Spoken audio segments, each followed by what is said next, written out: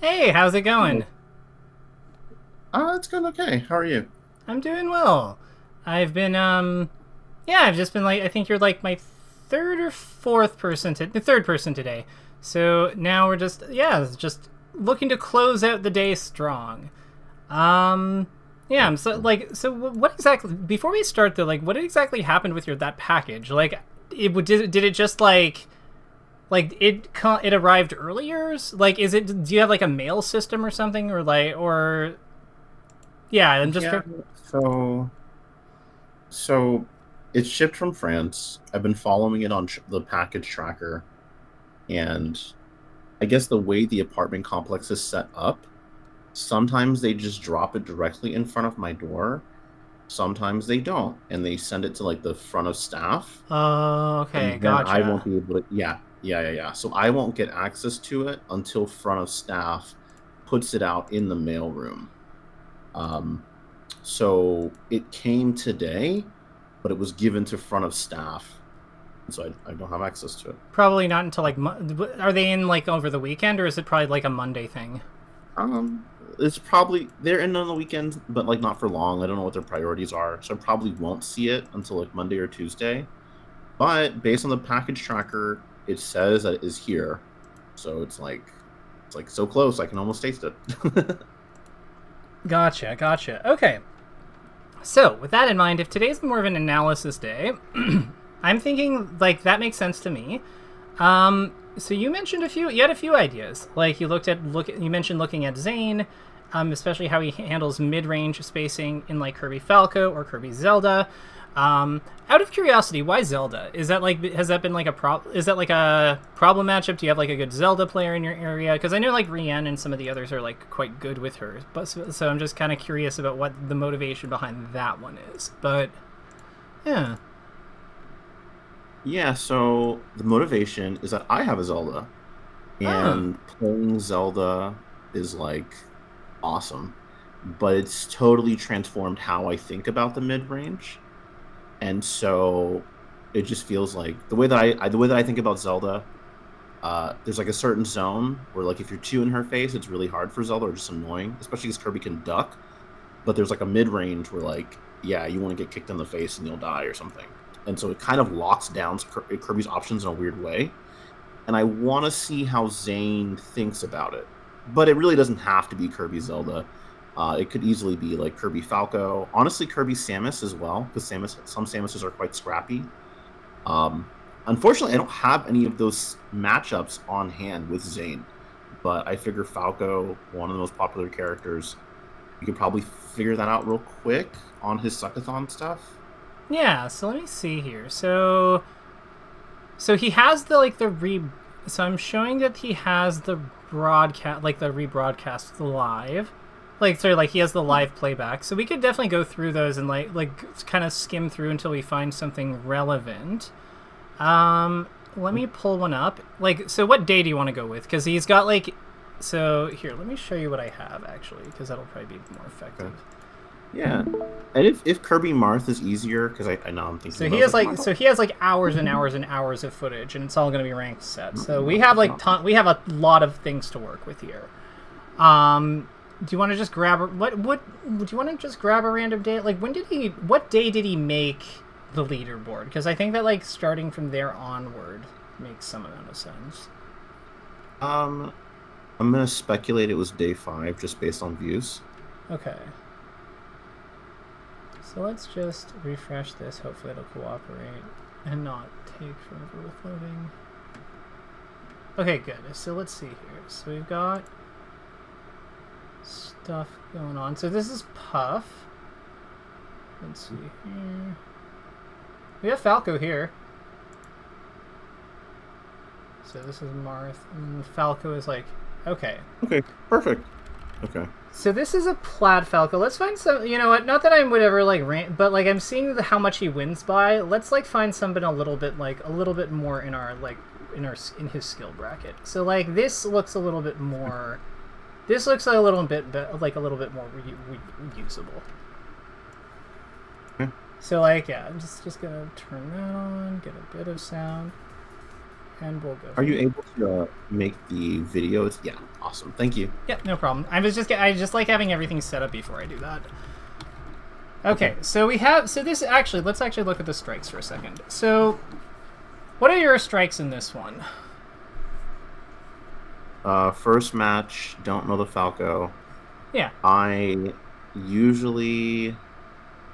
Okay, the secret is that I want the Falco to ban Dreamland, so I never ban Dreamland first. Otherwise, anything goes. Maybe I'll ban the Stadium. Maybe I'll also ban Battlefield. And then I watch what they ban. If they ban FOD, then I'll ban Dreamland. I basically want to go to Yoshi's. If I can't have Yoshi's, I'm okay with Stadium. But I don't want Dreamland, and then FOD or Battlefield could go either way. Gotcha. So what's interesting is it looks like he's valuing the high platforms more. And I don't know why that is, but it looks like that's like the thing that I noticed with leaving Dreamland and Battlefield up. Okay. Nice. Yeah. So let's actually I think we're already seeing some pretty good stuff. So let's actually slow this down a bit. So what do you notice? So what stands out to you so far? So that drift back full hop fair is really weird. I would not have done that. I guess it's just Chip. Maybe he was trying to go for the knockdown. I don't know if he understands it. I don't know. But that's sort of like a weird zone to cover. Like this, boom, like this little thing. Kind of weird. Maybe he's covering because he can fall with it. So he's just sort of like taking some space with the Falco. Yeah. Okay. I think this is just not a major win, but yeah. I mean, 8 damage is 8 damage. Like, it's... Yeah. Do we know when up tilt knocks over? On Falco, it's going to be about 13. Well, strong up tilt will KD around 13-ish%, maybe 15. Yeah, we're going like 12 or 13 for Falco. He's a little lighter. 13. Yeah. So right on the money, as expected. So, like, with that in mind, I think that, like... So one thing I would say that top-level players are really good about doing in general is they are good at, like, kind of, like, understanding sort of, like, stock progression in terms of, like, what moves they have, what moves are impactful. So I think that up tilt as a move is a pretty easy one for us to combo together even before the knockdown percent. Because it's an anti-air, we often get like soft hit up tilt, for example, when somebody's falling on top of us, right? Maybe not often, but like it happens. So, but you can't really like do a whole lot with that sometimes if they're below the knockdown percent, because like by the second one they can usually start like ASDIing like in various directions. They might be ready to tech, depending on how far away from us they go. We might have to move, and then we have to do a tech chase. So to me, like, I think that part of the logic with the 8 damage there is that it's possible he might be like setting himself up to have better up tilts like in future interactions, and it is like potentially, like it's not if it comes up, great. If not, then he's still got the 8 damage. But I think that might be something like that kind of thinking might be something we want to consider. Does that make sense? Yeah, perfect sense. Okay, perfect. Nice shield drop. Good walling. Got turned around. Falco tracked that. So, okay. What do you think about these light shield? What do you think about his light shield use? Good. I think this light shield drop is good. And I think Zane is good about using the hard shield and the light shield in different ways. So I think this is good. Yeah. That's something I noticed that he does like more than like most other players, because like even like he then gets this like really good push off here too, and like gets the safety because of it. Yeah, beautiful. Well, that's interesting. I don't know if I would have done the down throw, but that's fine. So, yeah. So what would you? So you probably would have like. What do you think you would go for here? Do you think you should Kirby side him or? What I would do? Yeah. First grab. I'm playing smart. Up throw. Set up for a platform tech chase. Ooh, I like that. Or track UI. I really like that. Okay. Yeah, that makes a lot of sense to me. I actually really like the down throw here because of how, like, I like it. I like that how the down throw creates this situation.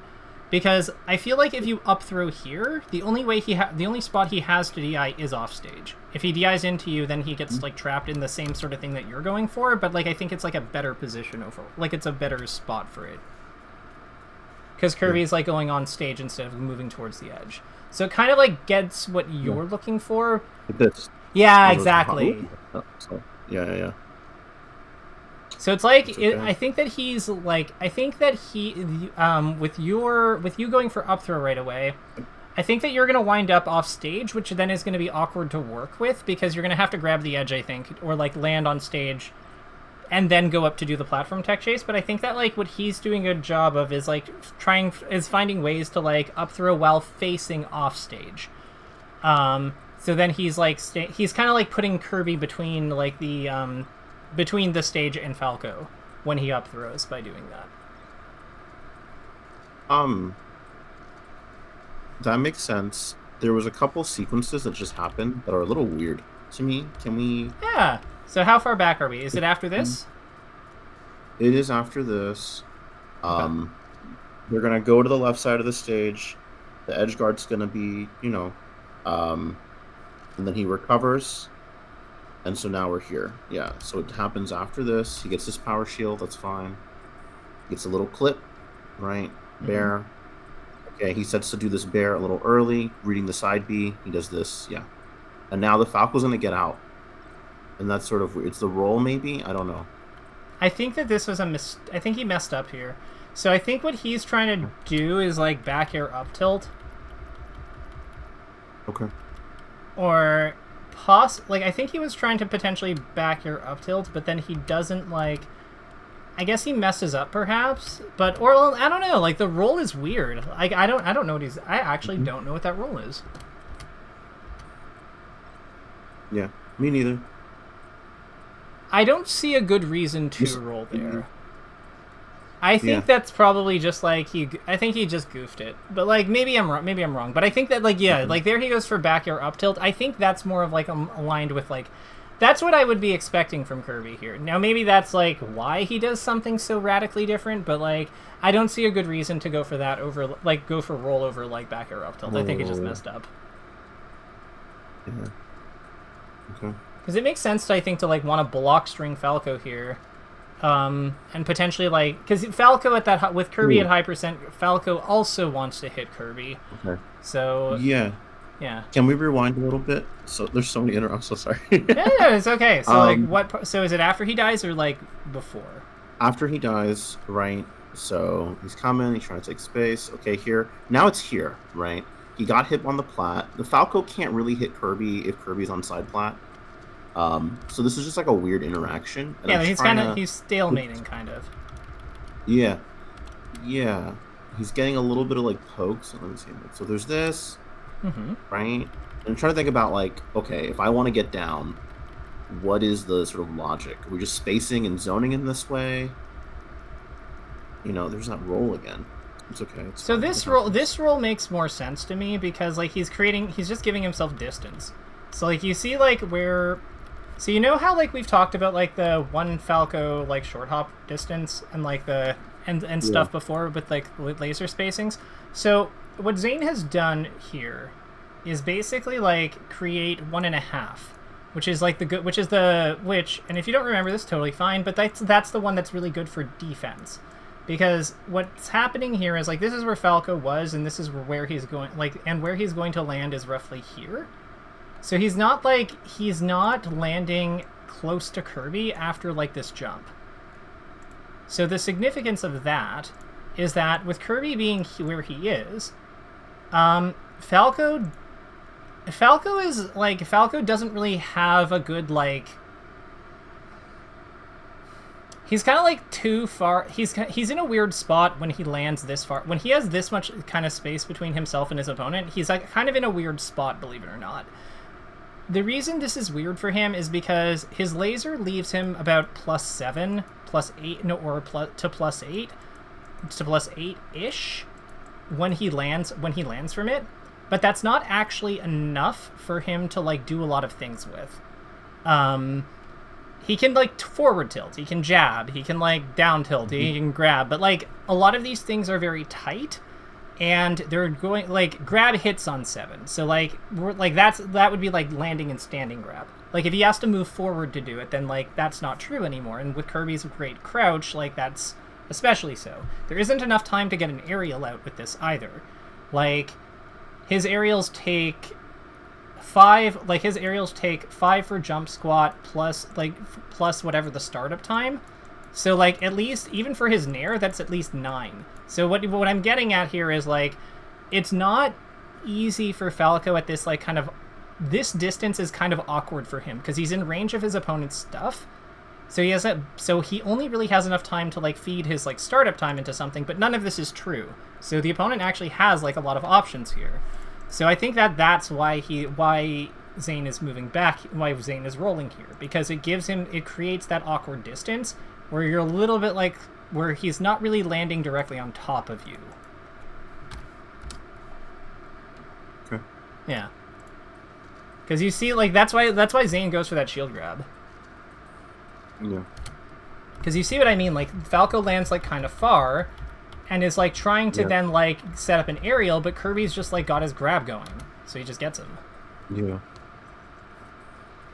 That's like a really, that's an interaction, I think, like, or creating that position on an approaching Falco laser, or because the other thing here, like the other thing I'd comment is like, what does this play? This play doesn't like Zane's play doesn't really change if the Falco like was approaching down airing, for example. Do you see what I mean? Like if he lands in front of him and doesn't change his drift, like all of this is still good.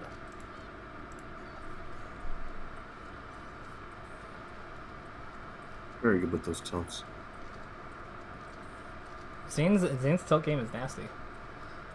Yeah. I think his hitbox placement is really impressive in general. Like I think that's like something that he does better than than basically anyone really. Like I don't really like have many. It's rare that I can't find a fault for how somebody does their hitbox placements, like just in general. But like Zane is like always on the money. So like that one I know we've talked about Full Hop Ferris like not being particularly good, but this one I think actually kind of makes sense to me. Because it looks like he's trying to like transition to, I think he was trying to, I don't know if he was trying to transition to like Full Hop Fair falling back air, or if he's like actually meant for that to happen, but it looked like he might have been trying to align for that, and that for some reason that made sense to me. Maybe I'm wrong. Maybe I'm the dumb one here, but You're not dumb. I can see the full hop bear. I don't know if I would have been so aggressive with the spacing, but I can see it. I was thinking the same thing. The falling bear. Yeah. Because it's like your attack. Because you have like he's created like a really good pathway into Falco's into that 45-degree angle that Falco's like bad against. Like that's what I'm seeing from that play. So it's like I think it was further back. Yeah, it's like over here. Because he does the fair from the left side of the stage coming in. Mm-hmm. So it's just like drifting fair from the left. Yeah, so it's after like once he gets down from this stuff, Mm-hmm. rolls out of the way. Yeah, like it's because he's got that like alignment on Falco. Like that's I think the vision. But I think he just messes up or something, or maybe there's not enough time. Mm-hmm. Does Falco have a hard time hitting that angle? He doesn't have many moves when he's facing towards you that like occupy that spot. It's really just his up. It's really just like his up smash. For him to like defend that, he wants to be facing away because that's where his back air and up tilt are. Yeah. Yeah, So- kind of like that right there. Yeah, so like So is that sorry? that's why Zane is I think wave landing off the platforms when Falco comes forward a lot of the time. Oh. Like I think that's where the logic behind a lot of these things. You see what I mean? Like he's gonna now go for it because like now the Falco counters it there, but like he had to do like extra he had to like kind of like adjust his like spacing on the fly in order to be able to do that. He couldn't like That's also I think what's governing a lot of these decisions with like the edge with how he comes down for these edge guards. Like it's Because it's like one of the things to watch out for with Falco off stage is like just him like randomly like double jump down airing. But like if you're attacking where his head is, like that's not really as big of a problem. So I think that's why like that alignment is really important against him in general. Yeah. I mean, I can see it's like Zane has a totally different plan about how to space in this matchup. Yeah. I don't want to say it's because Kirby's more aerial. It's just I can just see the spaces he's not taking. Yeah, it's more that he's like focused about the spaces that are good for him, and it's just like whatever like the best vehicle is for like accessing them. That's just kind of what he's going for. Like it's not really like I don't really get the sense that there's like a specific like movement or like type of movement that he's attached to. It's just that this I love. That's the up there. That's the up. Yeah, he has to waveland shorter to get it good. So he's taking. Yeah, he's a little. It's fine. It's fine. Mm-hmm. No, and like you could also do something with the side B, but it's no. But it's good. It's good. It's good. I'm not trying to. Yeah. What I was gonna say is like I think that like the back throw to set up that to create that up throw is like really like the magic of this. Like this to me is like what's really good here.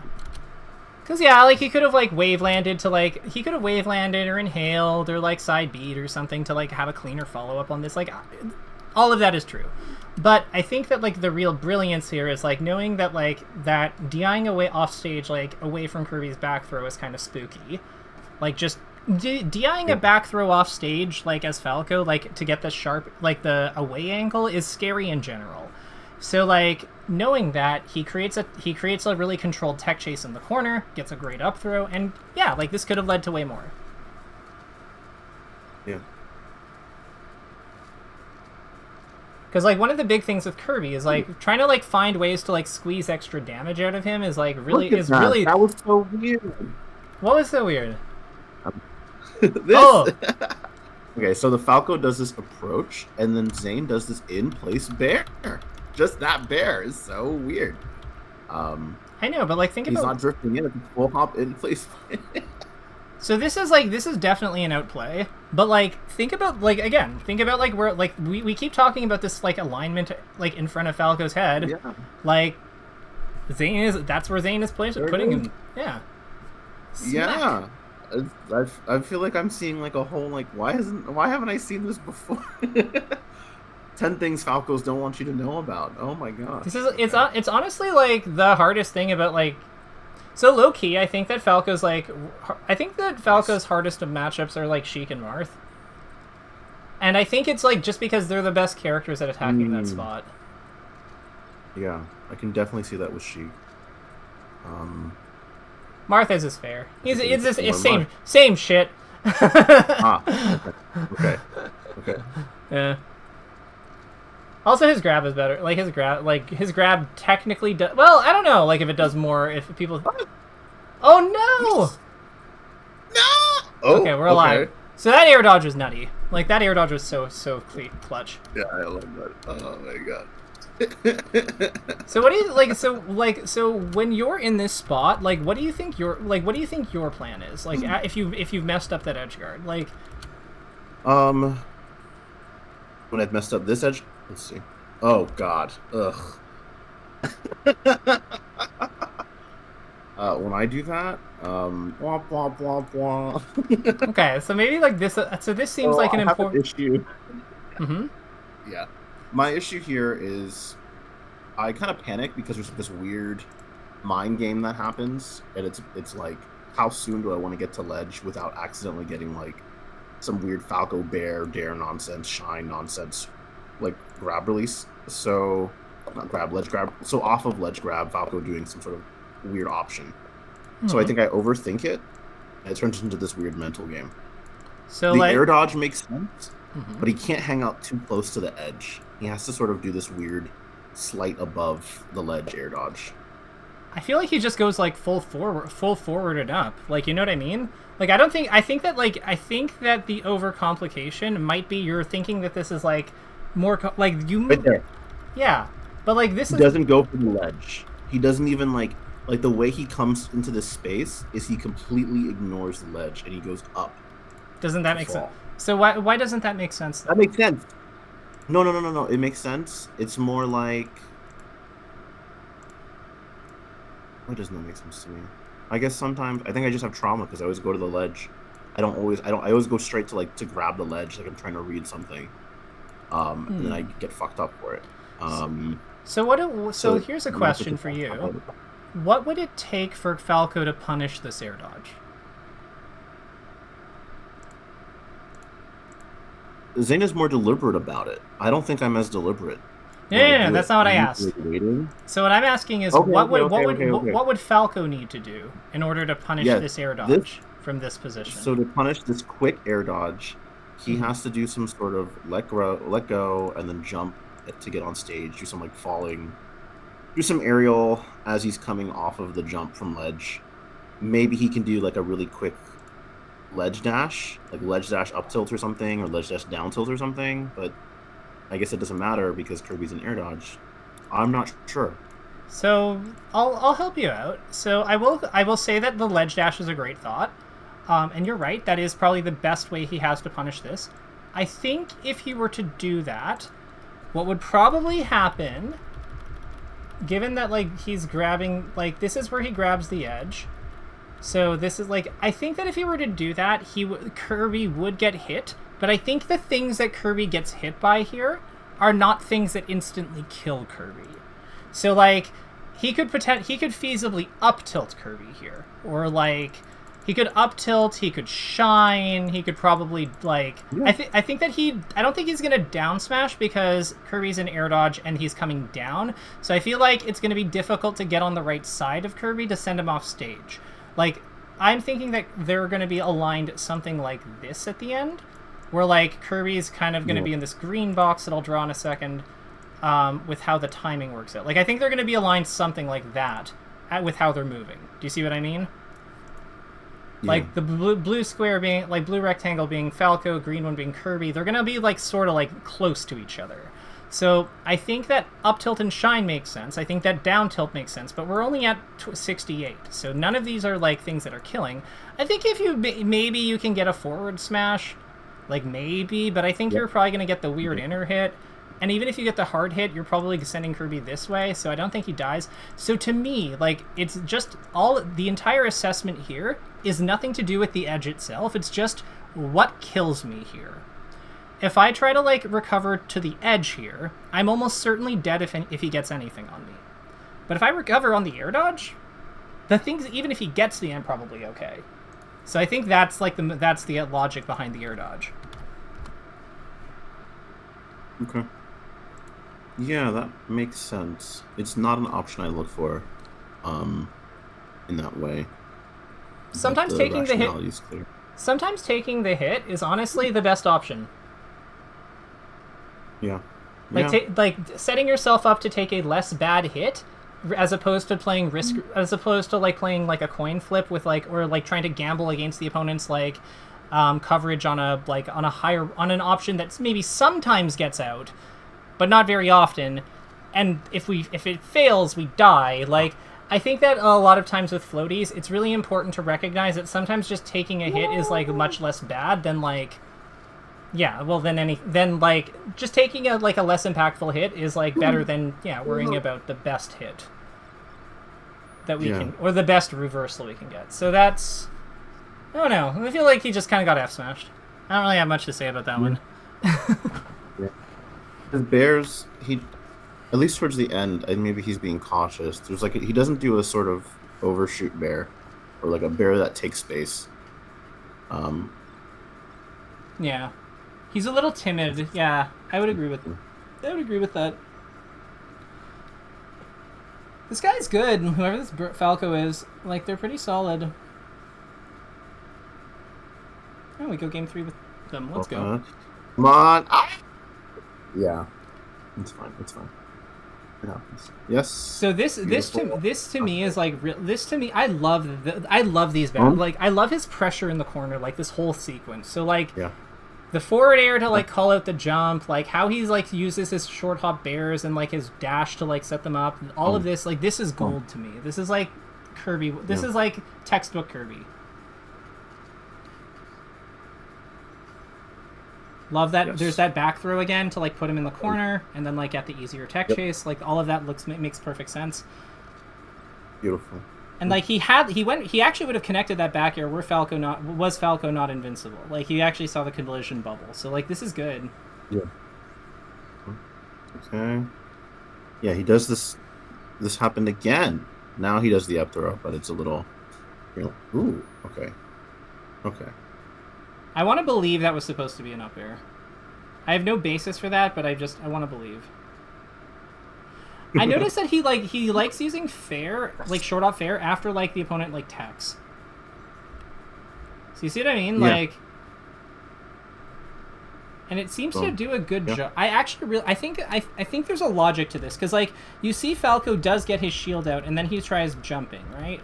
So I feel like if Falco blocks this, the multi-hit on his shield isn't bad. It's good into his spot dodge, and then like it's also intercepts some jump timings. Like, am I crazy? Like, but that like, and it also seems like this would be fine versus Shine in place. Like, no, you're not crazy. No, like this makes Pretzel sense. Has the same thing. Oh, yeah. Okay, so this is Pretzel approved. Okay, that makes me feel better. Like, cause this makes sense to me, and I'm like, this makes too much sense. Yeah. I love this. Right. Just like doing like rinse and repeating Falco. Like, I normally don't like rinse and repeating like spacies, but I think with Kirby, you kind of like sometimes it's just got what you got to do. And like I think that like just getting that extra bit of damage, like recycling the like edge guard position, I think this all makes perfect sense. Great recovery. So how does he do this? So boom. He just doesn't get too close. It's like he stays out of the. Yeah. Hold on, I have to watch this. There's a way some Falcos do this really annoying drop down, drift, shine, then jump thing that messes me up, but he hasn't shown that. So he's just out of the range of the back air, right? That seems to be like his recovery plan, is just stay out of range of the hits. Yeah. Wait for him to do the hit or make the jump commitment and then take space. I feel like this is kind of like what captures like the spacing we want. Like it's really just like here really. Like we want like this sort of alignment with Falco as we're operating, like kind of like this amount of distance between us. And then like the idea here is that Kirby's got his edge grab boxes above him like so. So then like as Kirby comes up, he's just going to like kind of like drift in. Yeah, this makes perfect sense. Like he's going to come up, he's going to like grab, and then like once the alignment is there, then he's going to be fine. This is just good. Because he's really just like trying to set up like this sort of like position with these edge grab box. Yeah. EG box. Yeah, and then I guess like the idea here is, and with Falco moving the way he's doing, Falco's like kind of coming up like this, but in his like, and then his hitbox is sort of like this space, like kind of like this area. So then, like, with Kirby, yeah. So, like, this is where, this is just good. Yeah, Falco, God, like, Zane's so crazy.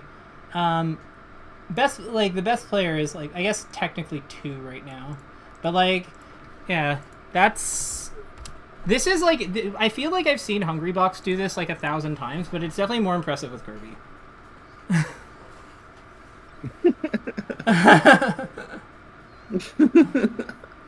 Like, it's still, like, great for, like, good for Juan, but, like, man, Zane's using, like, a fraction of the air mobility has, like, a fraction of the air mobility. Yeah. Let's go. The Barret of Shield, I think, the Barret of Crouch / Shield makes a lot of sense to me. So, here's, like, so why I like this. So, Falco shoots the laser, and you notice that he hasn't done his aerial yet when he's coming in. Why do you think that is? The Falco? Yeah.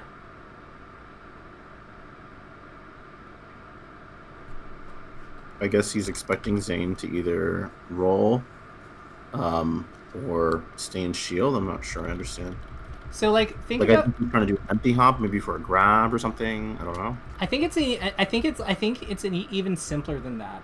So Falco right now is seeing Kirby's shield, right, as he's going on into the air, and then Kirby's like immediately taking off. And what was Kirby doing before? He was like crouching and shielding. So if you're trying to attack somebody at low percent who's crouching and or shielding, how do you do your aerial? Do you do it like really? Do you do it like really? No, you have to do a low aerial. Yeah. Yeah, so then like doesn't it make perfect sense that like to counter that you would just like do an early one as the defender?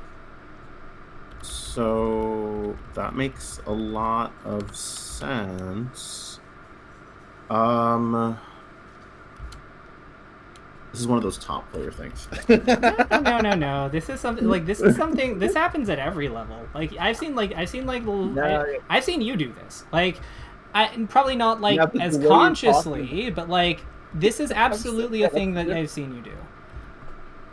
It's the intentionality behind it, because now it is sort of, yeah, you can wait to do these aerials, but here it's like you can make a hell of a read, because you're right.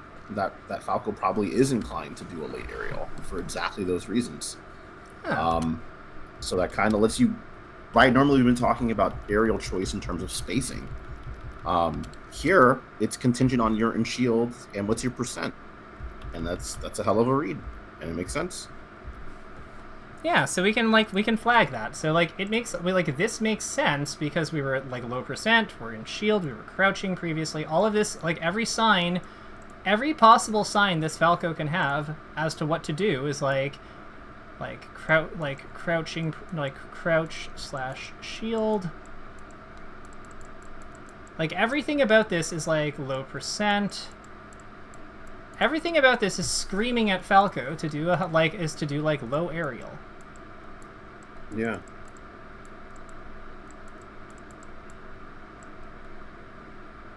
So then what we do very cleverly is instant bear to shield. Yeah. That's extremely conscious. Yeah. Okay. That's interesting. Yeah. There's other things you can do with this too. Like if Falco was at a lower percent, for example, if Falco was also at 0, one thing that I would probably consider doing if I were in Zane's shoes, his very, very green shoes, is probably like just wave dashing out of shield to like potentially look for a grab. Yep. Because like again, what is a low aerial is characterized by attacking like a very specific spot. They kind of come in like this, and the hitbox is out here. So with that in mind, I would consider like grabbing for sure, wave dashing away and grabbing, because it makes sense to me, or like wave dashing into him even and grabbing, because like if he's coming in like this, right, and like we can get over here, then that might actually be safer than like. I think he's a little far for that, but like it might be safer depending on how close they are to move towards him than away from him. Yeah. Yeah. Okay. Nice. Let's see. Oh, nice. Yes. Yeah. Okay.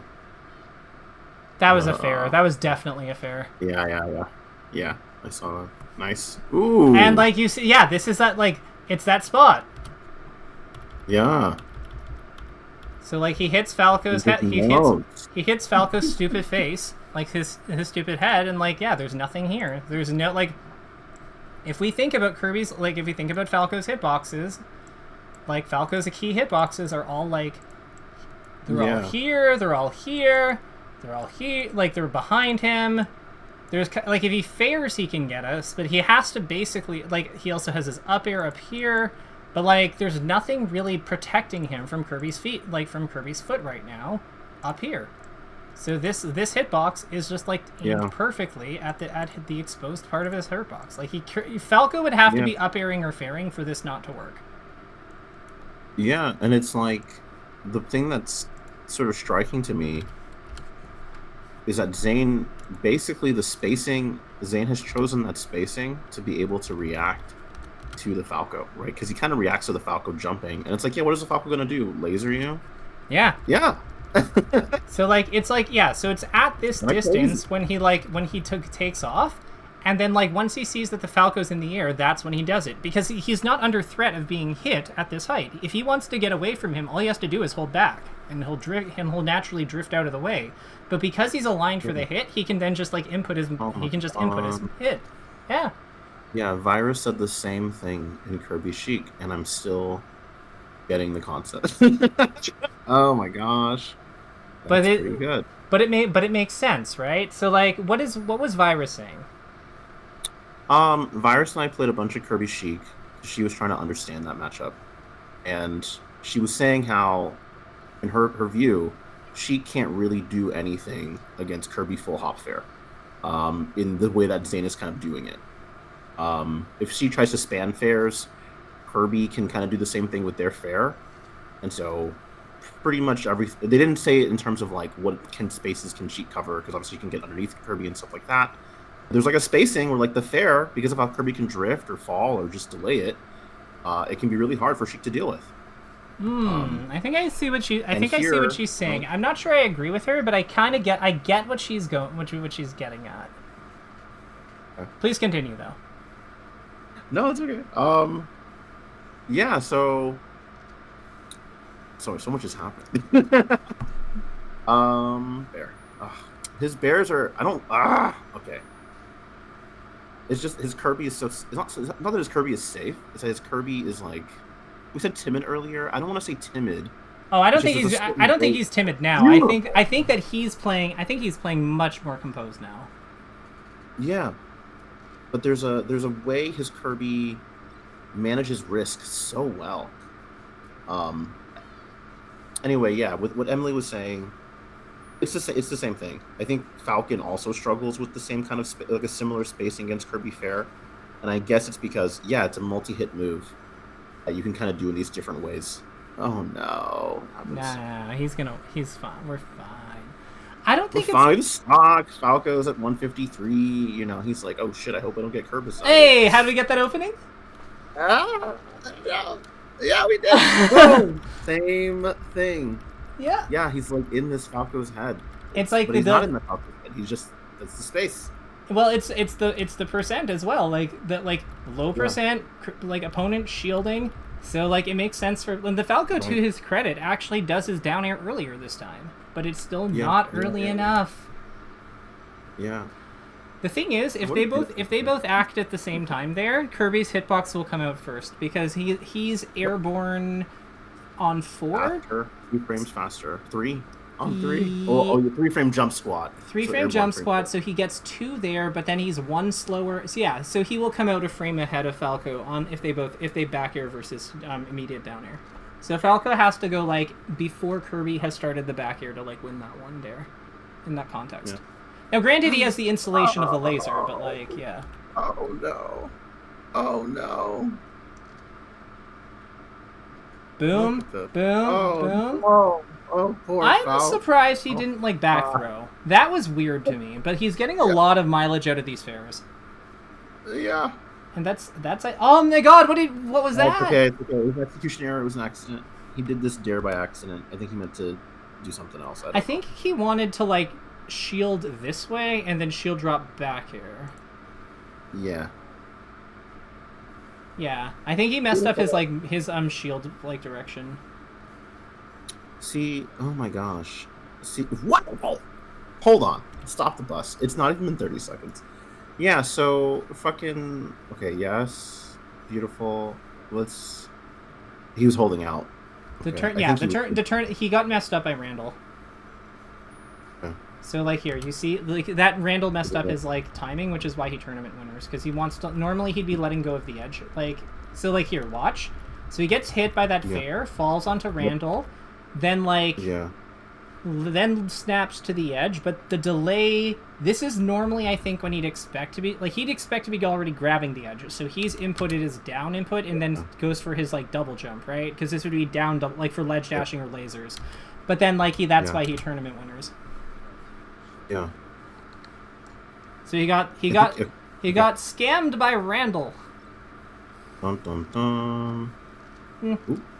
Randall's on a set timer, and this is early in the game. He should have known. Get good.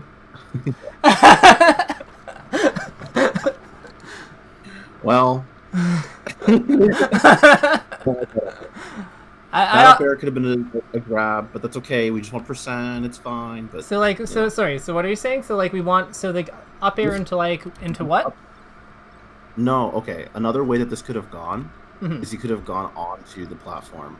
Maybe it's tighter, maybe kind of like awkward timing, but go up Oh no, he can absolutely do that. Like the Falco just missed a down smash. Like he can do whatever he wants. Yeah. Like I would have inhaled him. Like inhale 100%. Yeah. I want the gun. Yeah. I'm noticing, for his suckathon, I haven't seen a single inhale, which is fine. I'm just noticing. So I think that Zane is very I think that his characters tend to emphasize the strength of their basics. And I think that basically all of his secondaries, all of his additional characters look that way.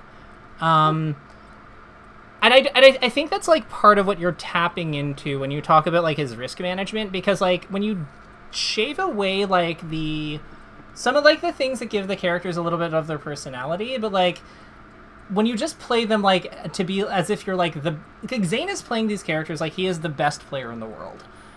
That's really what he's doing. Because he's just being I can outskill you regardless of what my tools are. And because with what my tool, whatever the character has, it is enough to I can use my skills and I can just beat the shit out of you. And I think that that down air into back air, that was an insane conversion. Lands on Randall because he's professional. He's not a hack. like whoever this person is. No, I'm kidding. But you see what I mean? He's just aware of his options in every situation. That shield drop double jump back air to get that chip on Falco. He's and Ooh. Oh, no. Wow. Okay. We got the turnaround. We're good. He's fine. No pressure. Okay. Even the way there's something he's doing. It's so surreal. Because he's so willing to play this wide space game against this Falco. It's now he's there, now you can't laser me. Now you come in, I'm going to do this back air. You have to step into my wall. And he's already got the wall. It's one of the few times he takes space is he does these sort of wave land off side plats with the bear. One of the few ways he takes space with a bear. He doesn't do it from the ground typically. Yeah, so let's talk about that. So you're behind, imagine you're in Falco's shoes here. So you're look at how difficult it is to get anything started on him. Let's start this stock over. What happens to this Falco throughout the course of this? So you get hit, you try to do something unsafe on shield and get hit by that. You go for this kill setup and he survives it. So then you come off, you try to do your back air edge guard, he waits it out on Randall, then he goes to side platform out by double jumping out of your laser to board it away from you, I might add, so you can't even get this down air afterwards. See what I mean? And then after he does that, then you come up with this, but he blocks it and gets an out of shield punish on you. Yeah. He's just giving him nothing. He's basically saying you cannot hit me with bullshit. You can't just hit me for no reason. I will defend myself no matter how you try to engage my space. You have to win a clean exchange. It's not enough for you to just do your top tier shit. You have to win neutral against me. Yeah. Oh, beautiful. See what I mean? I love it. This is why Kirby is a much better character than Bowser. Oh my god. And I will die on this hill. Because Bowser doesn't Bowser's too unsafe. His frame data isn't efficient enough to allow something like this. So it's Bowser would be Lil Bow Wow would be struggling right now. That's all I'm gonna say. But you see what I mean? He has to actually win reads on his fucking rolls in order to get anything, and he's gonna tech this if he doesn't I know. Oh my god. And he's and I think that's why he's willing to he lets some of these spots go, but I think part of why he's okay with doing that is because he's just got such. He set himself up in to be able to answer whatever the Falco does, to engage him. What Falco and Falco can't really camp. He can't really camp Kirby out because weirdly enough, the tri-plat level is actually working against him here. Yeah, this is my favorite level to fight Falcos. Yeah, Stadium. I honestly can kind of see it, because it's it's just giving him. This looks painful for Falco. Yeah. Yeah. Oh my god. Like, granted, like, to be fair, like, Zane is, like, outplaying this guy, like, to the millionth Yeah. degree. Like, don't get me wrong, but, like, he's kind of, like, created a fight dynamic where Falco... Oh my god. Crazy. But he's Oh. created a fight dynamic where Falco can't bulldoze his way in. Yeah, yeah. Because he's then, just like, he's just willing to reset to neutral and play more neutral. Like, he's kind of been, like, he's taken the position that, like, you don't have a good way to actually, like, break what I'm doing. Yeah. Yeah. So you have to just win with the strength of your, like, game, and I'm the best player in the world, bitch. Like, let's go. Wow. Yeah. Easy. Yeah. Oh my god. One time. Yeah. It was beautiful. I want to Oh see my if there's gosh. a Zelda in here. I want to, like, just skim for a second and just see if they have one. Do you believe people are well? Like, it's pretty clear. A lot of people seem to think that Kirby Zelda is worse than Kirby Chic. I don't believe that. I think you know me. But it's a recurring sentiment. Even Ginger thinks that Kirby Zelda is harder for Kirby than Kirby Chic. I think that At least I said that. I think that Still think Kirby Zelda is, like, simpler for, like, for Zelda than it is for Sheik, and I think that makes it feel, like, easier, like easier, more difficult. Like, I don't know. I think that Sheik is probably still ultimately better versus Kirby, but, like, it's not an opinion I'm particularly invested in, if that makes sense. Sure. That makes perfect sense. Yeah. So what do we have? Oh, we have Bonfire. Okay. They're not going to go Zelda. Definitely not. God, like, this is fascinating. His Kirby's so interesting. I'm gonna assume that for some reason I have a good feeling about day 3. Mostly because there's, like, 1,000,000 hours of footage. So let's see here. No. He's watching a Fantini video. Ah! I gotta say, like, these analysis, I actually, like, have really been, like, I'm gonna be excited to, like, I'm gonna be excited to, oh wait, shit, is this like the toy dashing video by, Sanjid? Or like, who made that? Did you make it? Well, no. This is Sanjid's style. I'm assuming it's Sanjid. Okay. I think he's just talking about probably tap jump buffer, double jump turnaround stuff. I'm not sure. Okay, here we go. Yeah. So this is... Okay, so this isn't Zelda... Combined analysis? These videos. Okay. Oh, I was gonna say, I've been really digging these. I'm gonna be excited to, like, for us to be able to go back to, like, analyzing your games, but, like, I have really digged, like, this, like, mini Tuah, like, analysis arc, because it's, like, it's really fascinating how he plays. Let's see if, like, we'll watch this one on normal speed, I think, but let's see if we can glean some of, like, if there's, like, similar dynamics, because I think that Samus is, like, similar in a lot of ways, and that she doesn't cover her head very well.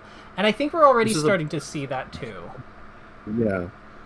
Yeah. This is, and they're on FOD? Yeah. Do you find, like, what do you, so what are those comments mean? Like, what's this thing? I feel very confident against most Samuses. Usually because I guess they just underestimate Kirby. I don't know. But especially on, I don't know. I don't like to say it, but I was playing a campy Samus, and so then, like, one time on a rank, I, like, camped them out, and it was FOD. And part of it is, like, you just have Kirby as, I think Kirby, I don't like this idea of who wins or loses matchups, but I do think Kirby, especially with the lead in this matchup, and if there are high plats, it's like a nightmare for Samus. So something I remember about this, because I think I saw this one, is that I think that Zane uses, like, Zane does a really good job of, like, finding time to charge the beam and using the beam effectively. Yeah. One of my Samus main friends, he thinks I should use the charge shot more, because it takes away the ability of Samus to do, like, cheeky grabs. And I guess then the idea is that Samus can do a lot of wave dash back. Right there. A lot of grab. Yeah.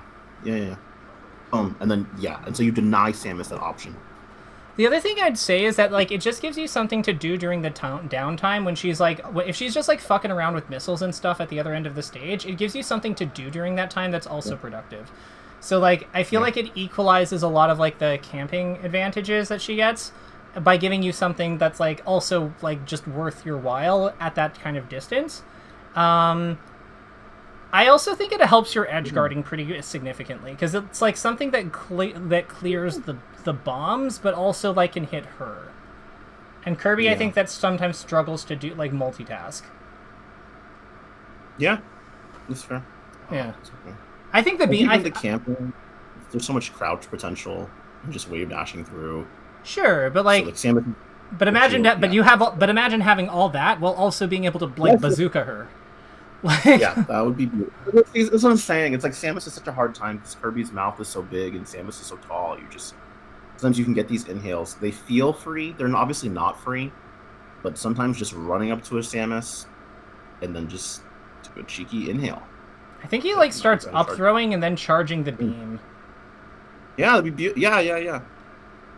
Yeah. See this, and then FOD is a weird stage, and Samus is weird out of the down throw. But that could have been a setup on Stadium. Let's see. I don't know if I would buy into like Kirby beats Samus, but I've never found this matchup, like from what little I've played it, and granted I've never fought Duck Samus or anything like that, but like from what little I've played of it, I never found it to be like that difficult. Like it never felt like that bad compared to like the other like mid tiers and high tiers. I think the only weirdo things, it's the wave dash back. Samus kind of Z-axes with her F tilt, which has messed me up in the footsies before, but very rare, but it does happen. And then honestly, I think the extender in this matchup is probably better for Samus, because it sort of fucks up our normal footsie options wave dash around stuff. Otherwise, yeah, I don't like people try to do this like down bomb spam silliness. It's not. Low key, I think up tilt's her best move against us, because it's like a long ground move that picks us up basically. Yeah, like a wave dash back up tilt mixing with the F smashes, and I think I would agree with that. Yeah, I actually think that she's a character who's benefited a lot from like the accessibility of like from just like fobs and like custom controllers giving access to like down angle F smash and up angled F smash and stuff, because hers actually do matter, like because they're parts of her footsie kit because they're like fast, whereas a lot of other characters don't really use their smash attacks in that way. My god, completely ruined. Mm-hmm. Like this looks so dominating. Yeah. Like if that's actual Pi, like I know who like that. If that's the Pi that I'm thinking of who plays Samus, like. Because there's an old school player from like way back when from Florida who went by that tag, and they were quite good. They were one of those players who was like kind of always, who unfortunately like if they were in any other region, they would be like people like, because they were Florida PR, I think, like low end Florida PR or middle of it, but like they were Florida PR, and if they were in any other region, they would have been like, yo, we have the sickest Samus, but then he's like in Plup's region, so it's like, ugh. It's like it's like the Gatsu curse, like where it's like, man, if Gatsu was in any other region, people would be like, we have the sickest Captain Falcon ever, but because he's in Wizrobe's region, it's like so it happened to both of them, and I was just like, and you know what, I think that like Gatsu, I think just kind of like accepted, okay, I'm probably gonna be second fiddle to this guy for a while, that's okay. But I think that like eventually like Pi, I don't know what happened to Pi. I know at some point I stopped seeing his like name and results and stuff. But like, yeah, he was solid. I remember warming up with him a few times, and it's if that's him, and it looks like him, yeah, like he's like, I don't know, like this is like Samus is good. He's got like I love this play style from Zane. Like it's just everything makes so much sense. Yeah. I love, right. That's like, and he's still too. It's like he's still on the riddle. Yeah, everything Zane has done. Oh my god! Except that was Ratchet, but like that's an experience. That's just not knowing. Yeah, it's just made like duct tape and all. Okay, the Randall slope is very consistent. I reject that. Like the Randall slope is one of the only things that actually behaves the way you think it should. Like I I just don't. Yes, I'm just biased because as Kirby, I want my charge shot. I mean, and that's valid. I don't think it. I think that this is not a It duck. happened again. Okay, but like that's not Randall's fault. That's not Yoshi Story's fault. But I empathize with wanting your things to like work the way that they look like they should. No, we don't have a lot of this game. Okay, I'm just. I think that I don't think that ethically I'm allowed to really like begrudge a Kirby player wanting things to be more consistent. So like, I feel like that would be a little heartless even for me. So. Thank you for understanding. Yeah, I get it. Oh, this is so good. Mm-hmm. Okay. Yeah, like even these vertical games, I feel so comfortable. I think this Samus. I mean, it's ooh, that was kind of nice. I kind of do like that. Mm-hmm. Let's see. Yeah, this is how Kirby Samus goes. A lot of the time. So let's talk about while we enjoy this and then beating each other up in the background, let's talk about our takeaways today, because we spend a lot of time on Falco, and I think that there's like some things that we want to like flag. So I'm gonna say possible like weak points in move set as possible neutral structure. And what I mean by that is like, we spotted a hole in Falco's frontal aerial coverage at his face. At his face. Specifically like diagonally up and in front of it. This is a mainstay in how Zane sets up his air to ground and air to air fighting versus Falco, allowing him to full hop into fares outside Falco's short hop aerial zone, and look for waveland off platform bear to take space and fight for center. For center stage. One thing I would say here is it possible? Are there other characters? Are there other characters with similar similar holes? You bracket even if in different spots on them, where something like this might be possible. So like that's one big thing, because I think that's like a big conceptual thing about like how we like benefit from like what we're learning from Zane like in general going forward. You know what I mean? Yeah. What's something that you notice that you're excited to like when you're able to play again, of course, but like what's something that you're excited to take into your play going forward? It's the Kirby is there's two of them. Mm-hmm. One of them, but basically they're the same thing. One of them is when Kirby's in shield or crouching at low %, right? You can kind of like coerce the opponent, or like you can just, the opponent might be inclined to do like a sort of full hop, short hop, whatever, approaching aerial, but like a late aerial. And so you can just react to them jumping and put out an aerial, sort of call it out. Especially with Bear, because it's so fast. Very nice. An alternative, right? And that's like very intentional. I know we were talking before about like spacing of moves. Mm-hmm. Now it's turning into, okay, not only is there spacing, but like the properties of moves obviously change depending on % and knockdown. So then new types of callouts become possible. And then we saw a couple examples. There was another one where sometimes you're just pressuring the Falco at corner. And I guess the way that Zane was doing it, right? He's just sort of like, okay, I'm going to... What did he do?